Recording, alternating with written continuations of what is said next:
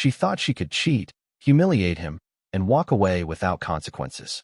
But when the night took a dark, unexpected turn, she realized too late. The real game had just begun. What started as a betrayal quickly spiraled into something far more dangerous, and now she wasn't sure if she'd make it out unscathed, or at all. Daniel sat at the kitchen table, his fingers wrapped tightly around a glass of whiskey, the ice clinking against the sides as he swirled it absent-mindedly. The air in the house felt heavier than usual, thick with an unspoken tension. He didn't know why, but something felt off. And then, like a gunshot in the quiet, she spoke. "I'm going on a date," Olivia said casually, adjusting the strap of her crimson dress in the mirror by the hallway. Her tone was flat, indifferent, like she had just told him she was running to the store. For a second, Daniel thought he had misheard. His grip on the glass tightened. "What?" she sighed, already annoyed, as if this conversation was a waste of her time. "You heard me," she repeated, flicking her hair over her shoulder. "I have plans tonight. With someone else." The room tilted slightly. The walls felt like they were closing in.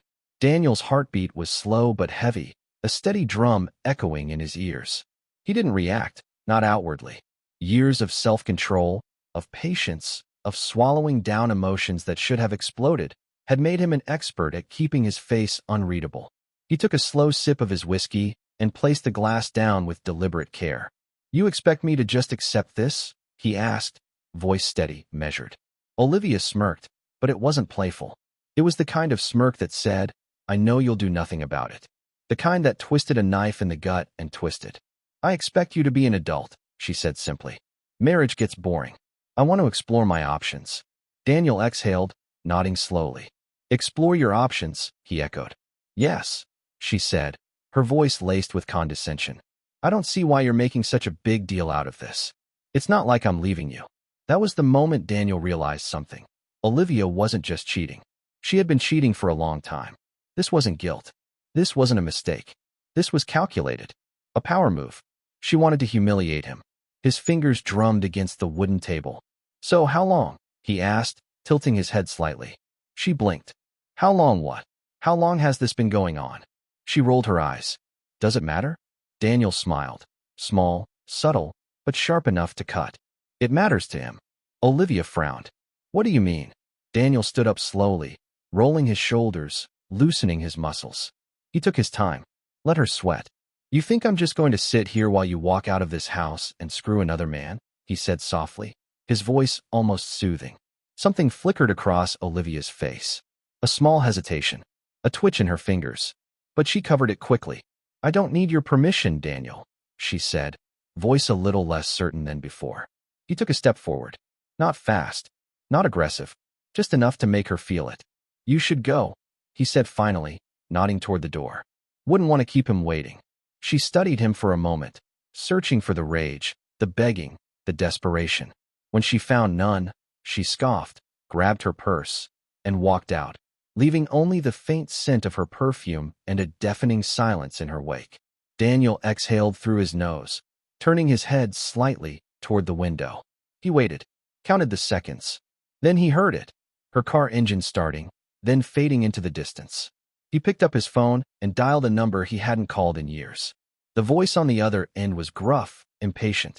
"Yeah, it's Daniel," he said, his voice calm. "I need a favor." A pause. Then, "What kind of favor?" Daniel's smile didn't reach his eyes. "The kind that sends a message." Daniel sat in his car, watching the flickering neon sign of the bar Olivia had chosen for her little date. The place was one of those dimly lit, upscale lounges where men in expensive suits bought overpriced drinks for women who pretended they weren't interested, until they were. He wasn't here to make a scene. He wasn't going to storm in, throw punches, or plead like some pathetic, heartbroken husband. That wasn't his style. Olivia wanted him to react. She wanted chaos, drama, proof that she still had control over him.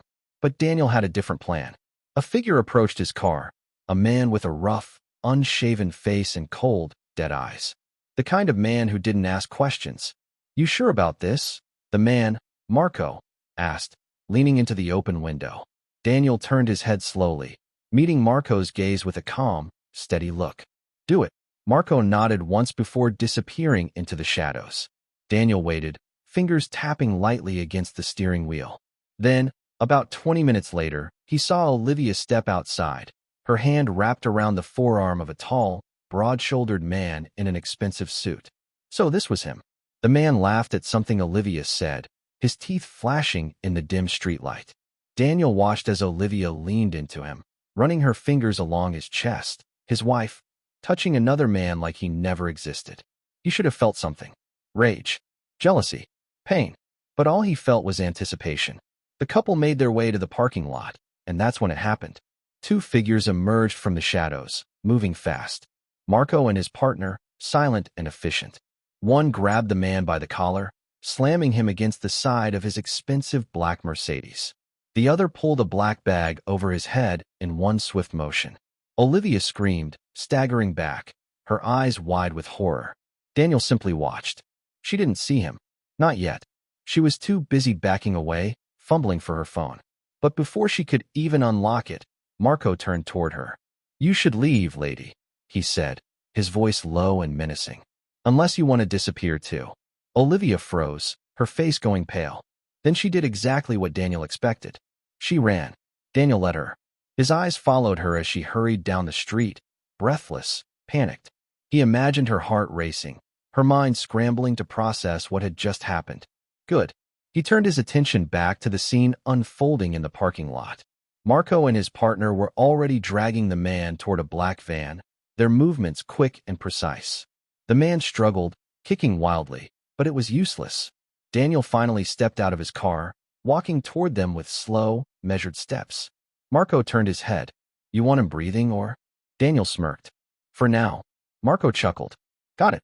The van doors slammed shut. The man inside was now at the mercy of people who had none. Daniel exhaled, rolling his shoulders. Olivia thought she could humiliate him, thought she could treat him like nothing and walk away unscathed. She was wrong. The man groaned, his head lolling forward as he regained consciousness. His wrists were zip-tied behind his back, his ankles bound just as tightly. The cold metal of the chair pressed against his bare skin. His expensive suit jacket and shirt had been ripped away, leaving him vulnerable in the dimly lit basement. Daniel stood a few feet away, arms crossed, watching. The man, his name was Adrian, according to Marco, blinked rapidly, trying to focus. His lip was split, a thin trickle of blood running down his chin. "Where am I?" he rasped. His voice was hoarse, rough. Daniel took a step forward, the sound of his boots echoing against the concrete floor. "You're in a place where men like you learn lessons." Adrian squinted, then his eyes widened slightly. Who the hell are you?" Daniel smiled, slow and cold. "The husband of the woman you thought you could steal." Recognition dawned in Adrian's eyes, followed quickly by something else, fear. "Listen, man," he started, his voice unsteady. I didn't know she was married. She told me." Daniel held up a hand, cutting him off. "Don't insult me, Adrian. You knew. You just didn't care." Adrian swallowed hard, his Adam's apple bobbing. He glanced around, taking in his surroundings, realizing there was no way out of this situation. "Look," he tried again. It was just a fling, okay? I didn't mean anything by it." Daniel chuckled. "That's the problem, isn't it? You didn't mean anything by it.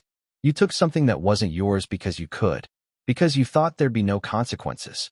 Adrian's breathing quickened. "Look, I'll stay away from her. I swear. You don't have to do this." Daniel sighed, shaking his head. "See, that's the thing. I do have to do this."